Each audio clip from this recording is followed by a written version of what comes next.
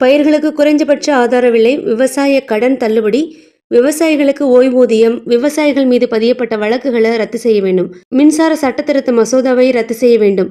இந்த மாதிரி பல்வேறுபட்ட கோரிக்கைகளை வலியுறுத்தி தலைநகர் டெல்லியோட எல்லையை முற்றுகையிட்டு விவசாய சங்கத்தினர் போராட்டத்தில் ஈடுபட்டு வர்றாங்க. இந்த போராட்டத்துக்கு இடையில பேச்சுவார்த்தைக்கு ஏற்பாடு நடக்கிறதாகவும் சொல்லப்பட்டுச்சு.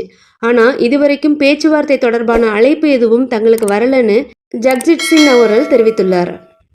பல்வேறு மாநிலங்களை சேர்ந்த விவசாயிகள் கிட்டத்தட்ட 1 வருஷ காலமா போராடி நரேந்திர மோடி அரசு விவசாய சட்டங்களை ரத்து செய்ய வச்சாங்க. இப்போ விவசாயிகள் மறுபடியும் தங்களோட கோரிக்கைகளை முன்னிறுத்தி களத்துல இறங்கியிருக்காங்க. ஆயிரக்கணக்கான விவசாயிகள் டெல்லியை நோக்கி பேரணியா வந்துட்டே இருக்காங்க. அவங்க டெல்லி எல்லைக்குள்ள வர முடியாத மாதிரி காவல்துறை பல்வேறு வகையான தடுப்புகளை வச்சிருக்காங்க.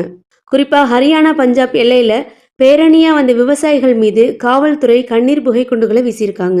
2 வருஷத்துக்கு முன்னாடி டெல்லியோட எல்லையில தங்கி